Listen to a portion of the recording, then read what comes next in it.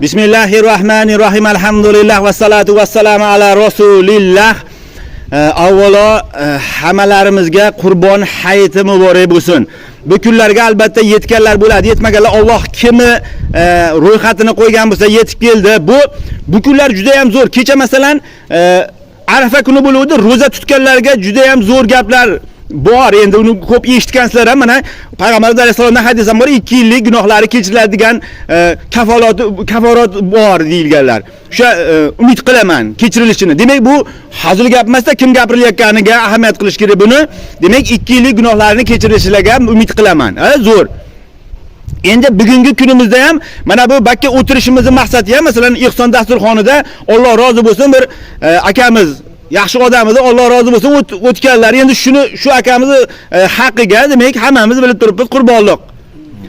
Qurbonlik albatta boradi degan bizni mazhabimizda mana Payg'ambar alayhisolamdan ham hadislarda o'sha Imom Azam rahmatullohi alayhi yo'nalishida o'tganlarga qilingan ishlar bari boradi. Inshaalloh bugun o'sha akamizni mana shulardan manfaatdor qilsin. Endi ozgina bir nima qilgan bo'lamiz. Mana shunaqa hayit kuni ekan Hoji bobo. U Arafa nima kunimi, qaysi hayit bilmadik. Musulmonlarga ikkita hayit bor-ku. Demak, Ramazon hayiti, Qurbon hayiti. Payg'ambarimiz alayhisalom hayitni o'qib, sahobalar bilan chiqishyapsa ko'chaga. Ko'chaga chiqsa bolalar o'ynab turgan ekan Hoji bobo. Bolalarni o'ynaganini ko'rib Payg'ambarimiz ham xursand bo'lib kulib tursa, bir chekkada bir bola Hoji boboja mulzam bo'lib, xafa bo'lib turgan ekan. Shuncha odam o'ynab turibdi, shuncha bolalar, juda ham yaxshi kun. Nimaga bu bola bunaqa holatda deb boribdi, haliga boribdilar, hali bolani oldiga. Hoji buva. Bolam, kimni bolasisan? Nimaga sen bunchalik g'amgin holatda turibsan? Mana bolalar bilan qo'shilib o'ynasang bo'ladi-ku. Endi bu bola ya Rasululloh sallallohu alayhi vasallam bu bolalarda ota-onasi bor. Meni otam jihodda o'tib ketgan. Otalari haligi bolalarni otalari o'ynatib turgan ekanda, masalan ot bu berib yoki bir ko'tarib yoki bir osmonga otib, xullas erkalatib o'ynatayotgan ekan. Meni otam yo'qda buni qilib qo'ygani. Payg'ambarimiz alayhisalom ko'zlariga yosh olibdi. Yosh olibdilar. Bola, men otang bo'lishini istaysanmi? Fatima opang bo'lishini istaysanmi? Oisha onang bo'lishini istaysanmi? Bolam, bugundan men seni otangman. Endi bolada sizni otingiz yo'q-ku. Endi narigilarda dadalari otlariga mindirib o'ynatayotgan ekanda. Endi bolaligiga borib, sizni otingiz yo'q-ku. Payg'ambarimiz alayhisalom shunday to'ra yog'lab yerga o'tishib, men ulardan ham zo'r otib beraman senga. O'tir.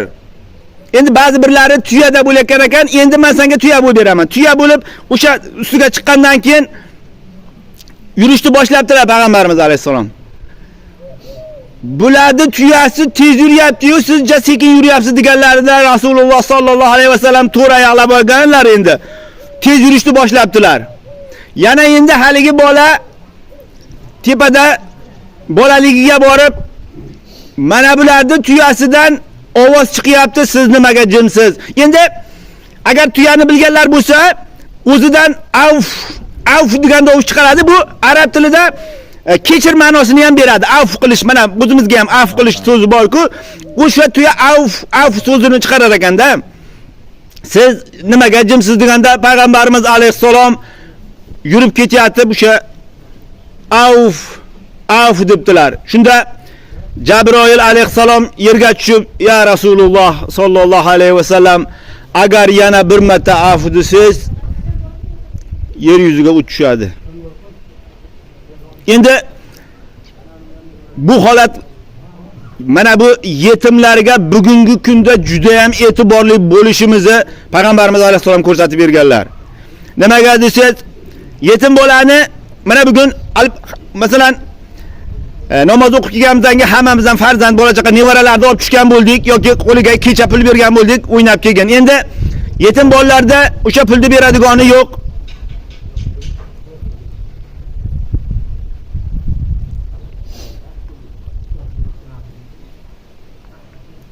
Gapirishga ham qiyin u. juda muzam bo'ladi. Bir kun